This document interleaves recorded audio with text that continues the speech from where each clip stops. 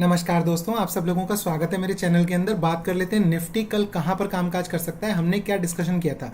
दोस्तों, हमने ये लाइन तो ड्रॉ जरूर की थी, ये एक लाइन ड्रॉ की थी, ये एक लाइन ड्रॉ की थी और ये एक लाइन ड्रॉ की थी। और अगर मैं कहीं ना कहीं कहूँ तो लाइन के हिसाब से मार्केट ने काम भी किया, बट स्टिल फिर भी मैं एक बात जरूर आपको कहूंगा कि ये जो मार्केट है, जो आज की मार्केट रही, ज़्यादा सेलर पॉइंट ऑफ व्यू से बहुत अच्छी मार्केट रही, बायर पॉइंट ऑफ व्यू से इतनी अच्छी मार्केट नहीं रही। क्यों, मैं बताता हूं उसका reason. Buyer point of view से क्या होता है कि मार्केट पहली कैंडल में इतनी तेजी से ऊपर चली गई, अब यहीं बायर को ऐसा लगने लगता है कि आज बहुत तेजी से मार्केट जाएगी ऊपर, फिर स्लो एंड स्टडी मार्केट नीचे आ गई, स्लो एंड स्टडी मार्केट नीचे आ गई, इस लाइन के भी हल्की सी नीचे आई। हो सकता है कि यहां पे कोई पुट की पोजीशन बनाई गई हो, फिर मार्केट इस लाइन के ऊपर आ गई, मान लीजिए एसएल हिट हो गया। अब मार्केट यहीं पे इस लाइन पे कहीं ना कहीं सपोर्ट लेती हुई नजर आई और फाइनली सपोर्ट लेके एकदम से 2-3 कैंडल के अंदर ही अंदर यहां पे मार्केट पहुंच गई। तब तक यहां तक कहीं बायर ब्रेकआउट समझ पाता है कि ये एक ब्रेकआउट है ना, कि ये एक रेंज थी, इस रेंज का ये एक ब्रेकआउट है। जैसे ही वो समझ पाता है कि ये एक ब्रेकआउट है, ऊपर एक रेजिस्टेंस रखा हुआ है, मार्केट यहाँ पे रेजिस्टेंस खाने लगती है, एक डबल एम पैटर्न बनाती है। वो यहाँ पे जैसे ही लगता है उसे कि रेजिस्टेंस खा गई है, वो यहाँ पे एक पुट की पोजीशन लेता है, मार्केट फिर से बैक हो जाती है। जैसे ही मार्केट बैक हो जाती है, वो कुछ ना कुछ लॉस में आ जाता है और मार्केट लास्ट में गिर जाती है।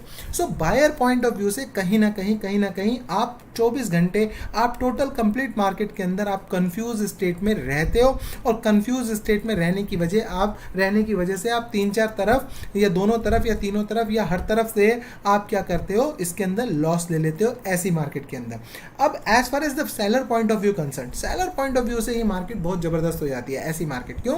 क्योंकि सेलर ने मान लीजिए यहाँ पे एक लाइन ड्रॉ करके रखी हुई है, मार्केट आ रही है, मार्केट इसके ऊपर सपोर्ट ले रही है, इसका मतलब वो ये देख रहा है कि मार्केट इस पॉइंट के आसपास कहीं ना कहीं सपोर्ट ले रही है, वो यहाँ पे एक पुट को सेल कर सकता है। और वो क्या कर सकता है कि ऊपर मेरी ये रेंज तो है ही है, अगर इसको क्रॉस करेगी तो मैं और पुट की क्वांटिटी को ऐड कर लूंगा, और अगर इसको क्रॉस नहीं करती है तो मैं प्रिकॉशनली यहां पर क्या कर सकता हूं, यहां पर मैं किसी कॉल को सेल कर सकता हूं।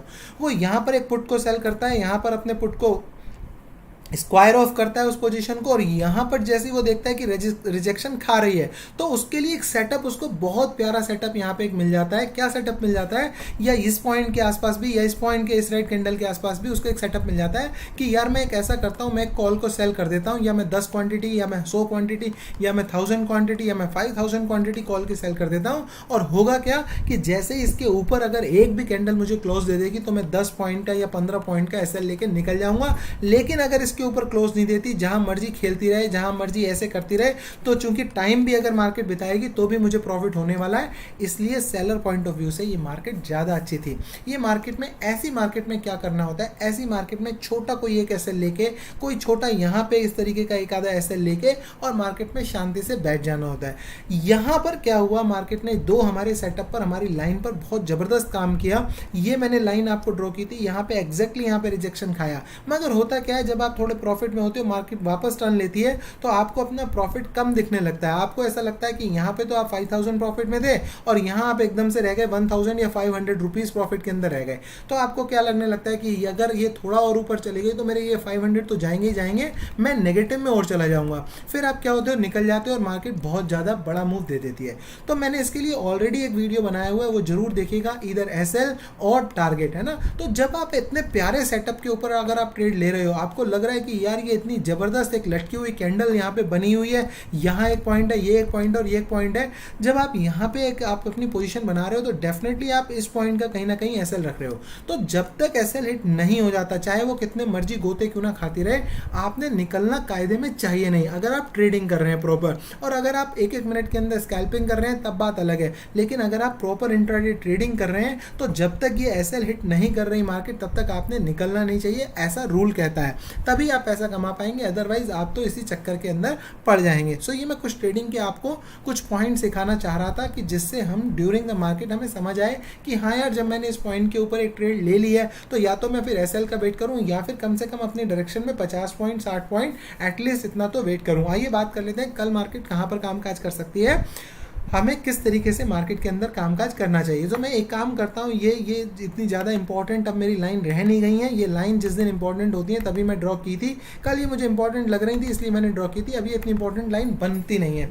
अब मार्केट ने क्या किया है, मार्केट ने क्लियर कट एक डाउन साइड के अंदर हमें मूवमेंट दिखाया है। डाउन साइड के अंदर देखिए, इसमें कोई डाउट नहीं है, अगर मार्केट 17,400 के ऊपर निकलेगी, 16,400 के ऊपर निकलेगी, तो हम इसे क्लियर कट एक ब्रेकआउट बोलेंगे। डेफिनेटली हम इसे इस रेंज का ब्रेकआउट बोलेंगे। कोई भी कॉल की पोजीशन हम इसके ऊपर ही लेंगे। इसके ऊपर 100% एक चीज क्लियर है कि इसके ऊपर कोई भी पुट की पोजीशन हमारे पास नहीं होनी चाहिए। हालांकि कॉल की पोजीशन लेने के लिए बहुत दूरी हमें तय करनी पड़ेगी, लेकिन इसके ऊपर इससे पहले कॉल की पोजीशन बनती नहीं है। क्यों? क्योंकि मान लीजिए मार्केट बढ़ने भी लगती है, हो सकता है ऐसे किसी पॉइंट से रिजेक्शन खा जाए और बहुत तेजी से मार्केट नीचे आ जाए। सो डेफिनेटली अब कॉल के लिए आप कितने भी बड़े बुलिश क्यों ना हो, आप कितने भी बड़े बुल क्यों ना हो, बट आपको अब रुकना पड़ेगा। अब आपको 16,400 का वेट करना ही पड़ेगा, उसके टूटने का, और उसके ऊपर एटलीस्ट एक 15 मिनट की कैंडल का क्लोज होने का आपने वेट करना पड़ेगा। अगर उसके ऊपर 15 मिनट की कैंडल क्लोज हो जाती है, 16,700 16,800 तक के भी टारगेट हमें मिल सकते हैं, इसमें कोई बड़ी बात नहीं है। बट 16,400 से पहले आपने बुल मार्केट के अंदर बनना नहीं है। अगर मार्केट बढ़ती भी है और 16,400 पर जाती भी है, कोई बात नहीं है, 16,400 के ऊपर ही हम कोई कॉल लेंगे, उससे पहले नहीं। और मुझे उम्मीद नहीं है कि ये कल के दिन 16,400 को क्रॉस करके ऊपर कोई अच्छा मूव देगी, इसलिए कल कॉल की ट्रेड बन नहीं पाएगी। क्योंकि यहाँ पर अगर हम लेंगे तो हमें रिस्क बना रहेगा, कि यार ये यहाँ से टर्न ना ले जाए, यहाँ से टर्न ना ले जाए, यहाँ से टर्न ना ले जाए, यहाँ से टर्न ना ले जाए, इस चीज़ का हमें रिस्क बना रहेगा। ओके, हमारे लिए सबसे बेस्ट ट्रेड क्या बनेगी? हमारे लिए सबसे बेस्ट ट्रेड बनेगी पुट की ट्रेड। क्यों पुट की ट्रेड बनेगी? क्योंकि ये मार्केट ने एक बॉक्स बना के ये रखा हुआ है। इस बॉक्स में कई बार मार्केट ऊपर नीचे गोते खा चुकी है। सो इस लेवल को मार्केट कई बार टेस्ट कर चुकी है। तो अगर मार्केट इसके नीचे निकलती है, मतलब कहीं ना कहीं 16,200 के नीचे निकलती है, हम एग्रेसिवली एक बार पुट की क्वांटिटी के अंदर बैठ सकते हैं। हम यहाँ पे जैसे ही 16,200 का लेवल लगभग ये लेवल आ रहा है, 16,200 के लेवल के क्रॉस करते ही हम क्या कर सकते हैं, पुट की क्वांटिटी में बैठ सकते हैं। और टारगेट हम यहाँ पे, पहला टारगेट हमें 1:3 के हिसाब से, जब हम 16,200 के नीचे बैठेंगे तो 16,250 के आसपास का हम, ये जो कैंडल का लो लगा हुआ है यहाँ पे, ये कैंडल का लो क्या है मैं आपको बता देता हूँ। ये कैंडल का लो 16, ऐसे देख लेते हैं, 16,243 का लो है। 16,243 का जो लो है, 16,243 का ऐसा लगा करके हम 16,200 के नीचे अगर कोई 5 मिनट का कैंडल क्लोजिंग दे देता है, 5 मिनट कैंडल क्लोजिंग बिलो 16,200, तब हम पुट की पोजीशन के अंदर बैठेंगे।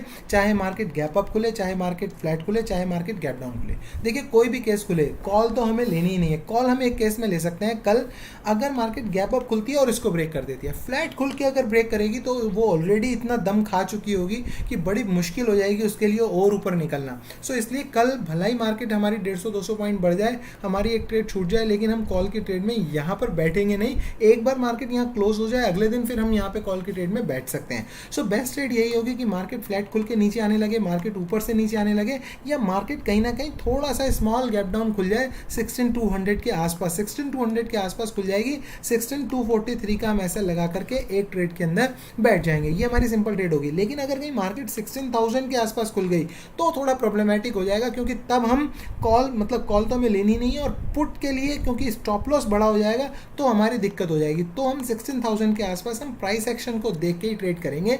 अगर बिग गैप डाउन होगा तो हम डायरेक्ट पुट की पोजीशन नहीं लेंगे। हाँ, यहीं कहीं 16,210, 16,190, 16,220, सो दैट हमारा ये जो एसएल का लेवल है ज़्यादा दूर ना जाए। जब तक हमारे एसएल का लेवल दूर नहीं जा रहा है तो हमें कम से कम हमें इतना पता है कि अगर हम गलत हुए तो हमारा लॉस कम से कम होने वाला है। जब तक ट्रेडिंग में ये चीज़ आपको पता है तब तक आप पैसा कमा सकते हैं। आपको अपना पहले लॉस आइडेंटिफाई करना है कि अगर मैं गलत हो गया, अगर मान लीजिए ये ट्रेड मुझसे गलत हो गई तो मैं कितना लॉस ले रहा हूँ इस ट्रेड के अंदर, ये आपने पहले डिसाइड करना है। ये नहीं कि आपने रैंडम जस्ट ट्रेडिंग करते रहनी है और रैंडम ट्रेडिंग में कभी 10,000 का लॉस, कभी 50,000 का लॉस, कभी 70,000 का लॉस, या लॉस के टाइम पे हम सब कुछ भूल गए और 90,000, 1 लाख, 5 लाख इस तरीके से लॉस करने लग गए। वो नहीं करना। सबसे पहले आपने सबसे पहले देखिए, मैं कुछ ट्रेड्स के रूल्स आपको बता रहा हूँ जो आपको बेनिफिट करेंगे, जो हर एक इंसान को बेनिफिट करते हैं। सबसे पहले आपने एक नंबर ऑफ ट्रेड फिक्स करनी है डेली की, कि मैं इतनी बार ही ट्रेड को ट्राई करूंगा, मैं 3 बार ट्रेड को ट्राई करूंगा, मैं 2 बार ट्रेड को ट्राई करूंगा, मैं 4 बार करूंगा, मैं 1 बार करूंगा, या कितनी बार मैं ट्रेड को ट्राई करूंगा। और जितनी बार भी मैं ट्रेड को ट्राई करूंगा उस बार मैं उस बार का लॉस पहले आइडेंटिफाई करूंगा। पहली बार मैं ट्रेड आइडेंटिफाई कर रहा हूं, मैं अपना एक लॉस 5000 लॉस फिक्स कर देता हूँ। अगर मुझे 5000 का लॉस हो गया तो मैं निकल जाऊंगा, लेकिन इसका ये मतलब नहीं है कि यहाँ पे मन करा और उठा के एक पुट ले लिया और फिर कह रहे हैं कि यार ये तो इसका ब्रेकआउट था और ले लिया पुट और मैं 5000 का लॉस हो जाएगा, निकल जाए। ऑब्वियसली आपको 5000 का लॉस हो जाएगा तो आप निकल जाएंगे। आपने एटलीस्ट जो ट्राई करना है वो ट्राई एक सेटअप पर करना है। जैसे फॉर एग्जाम्पल, जैसे मैंने ये डिलीट कर दिया, अब जैसे ये हमारी बात थी कि ये एक लाइन है, अब मान लीजिए इस लाइन से रिजेक्शन खाया है, तो आप यहाँ पे एक ट्राई कर सकते हैं कि यार ठीक है मैं इसके ऊपर जाएगी 100% निकल जाऊंगा, ये मेरी पहली ट्रेड हो जाएगी, 5000 का लॉस जाएगा, 10 लॉट मैंने ले लिए हैं, अगर मेरा एक लॉट में मुझे 500 रुपये का लॉस होगा, मतलब एक में 10-12-15 पॉइंट के लिए मुझे यहाँ पे लॉस होगा, कोई बात नहीं, मैं यहाँ पे एक ट्रेड ट्राई कर लेता हूँ, बन गई तो ठीक है, मेरी डायरेक्शन में बहुत अच्छा मिल जाएगा, नहीं तो मुझे 100% मैं यहाँ से आउट हो जाऊँगा। सो ऐसे आपने वो सेटअप की लाइन जरूर खींचनी होती है जब भी आप ट्रेड कर रहे हैं। वो लाइन अगर आप खींच लेंगे, और वो लाइन एक जस्टिफिकेशन के साथ होनी चाहिए, उस लाइन का एक रीज़न होना चाहिए, इसीलिए मैंने लिखा 1 MSP लो रे भैया। अगर आप मेरा इंपॉर्टेंट वीडियोज़ की सीरीज देखेंगे, उसमें एक 1 MSP लो रे भैया के नाम से एक वीडियो पड़ा हुआ है, उसमें रे का बहुत इंपॉर्टेंट मीनिंग है, रे का मीनिंग है रीजन, है ना। So there has to be reason, there has to be somewhere stop loss, एक लाइन होनी चाहिए, ये एक लाइन की, हाँ ठीक है यहाँ पे ट्रिपल टॉप बना है, मैं इस ट्रिपल टॉप की वजह से ट्रेड ले रहा हूँ, ये नहीं कि मेरा मन यहाँ पे करा मैं यहाँ पे पुट ले लेता हूँ, मार्केट दे रही है ब्रेकआउट, आप ले रहे हैं पुट और आपने 5000 रुपये का स्टॉप लॉस रख दिया, डेफिनेटली वो हिट हो गया और बाद में परेशान हो रहे हैं, मेरा एसएल हिट हो जाता है। सो एसएल आप लगा कहाँ रहे हैं, that is also important. So thank you दोस्तों, वीडियो को लंबा नहीं करते हैं, यहीं पे स्टॉप करते हैं। Thank you very much. अगर आपको वीडियो अच्छा लगा हो please hit the like button and subscribe the channel. Thank you very much.